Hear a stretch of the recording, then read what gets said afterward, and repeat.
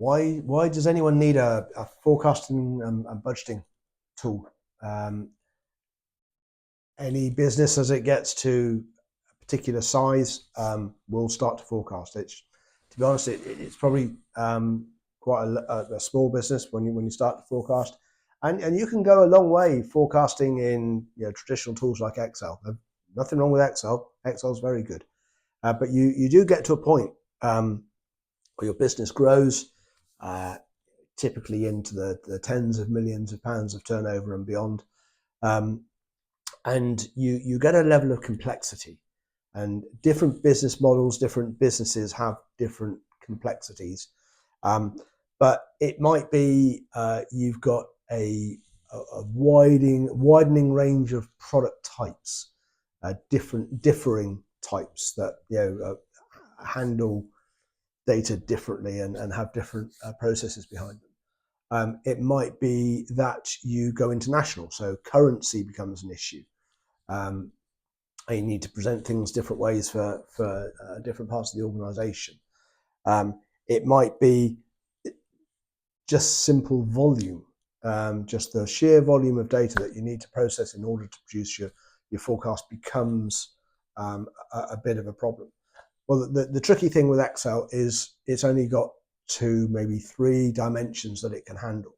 Well, given that one of the dimensions is going to be time and another dimension is going to be chart of accounts, that really only leaves one to play with on any one sheet.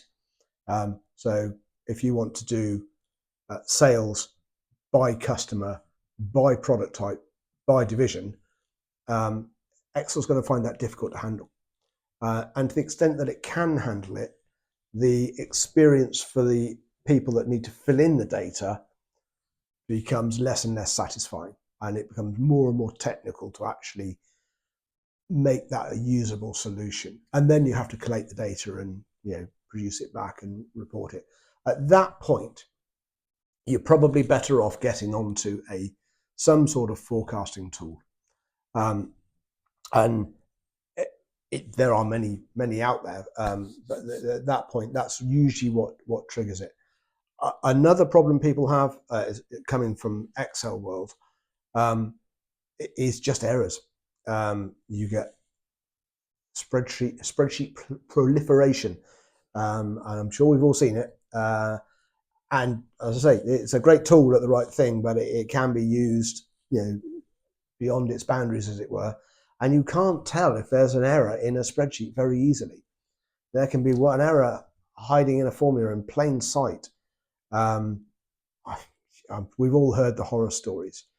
And you probably experienced one yourself.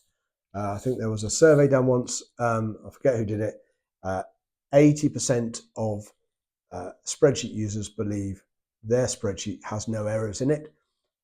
80% of spreadsheets have errors in them. So there's a clear mismatch there. And by moving to one of the modern forecasting tools, you do reduce that risk of error because the formulas are held centrally. They can't be overwritten. It's obvious when there's an anomaly, or it's just not possible to put one in.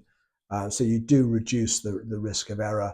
It's easier to manipulate the data and spot errors when they are there. And those are the 2 drivers that really take people from Excel to a forecasting tool. But we often see people coming from other forecasting systems to the tool that we sell is Jedox. Why would you come from one forecasting tool to another? Forecasting systems have evolved over the last certainly 10 years, and actually they've been around for 20 plus. They become more capable. Originally they were quite technical, and they were calculation engines and data manipulation engines. They're still that. They do that very well indeed, but the more modern ones do it better. Jedox, for instance, interfaces with any source system in an interface that you can teach anyone that has used Excel before. And the data you're getting nowadays comes from everywhere, whether it's from a a flat source file, a SQL database, SAP, and we have to direct connectors to SAP in all its flavors, or increasingly APIs. We ourselves take data from our marketing database via API format to present information in Jedox for our demos. So having all of those modern interface sources available is a big deal if that's where your data is coming from. Buzzword of the minute: AI, artificial intelligence. We and other modern tools have a full AI engine. It's based off the Azure AI engine, and that's integrated directly within the product. The leading cohort of people in modern forecasting are using AI for automated finance, for time series analysis, for anomaly identification, and a whole host of other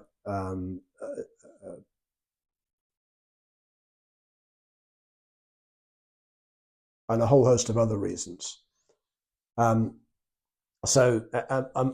If your forecasting tool doesn't have AI and you want to use AI, you need to move to a tool that does have AI. So that would be another reason to move.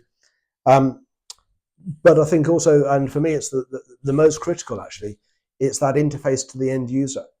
You need a modern, flexible, engaging interface that connects with the end user, who's typically non-finance nowadays, in a way that makes sense to them, that's not just a table of data, that is more than just a graph, and is available and getting their attention at the point they want to use it.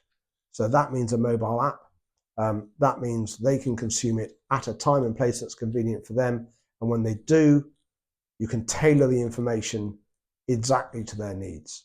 So that's why you might need a forecasting tool, and in particular, obviously, everything I've said applies to Jedox, which is the tool that we sell.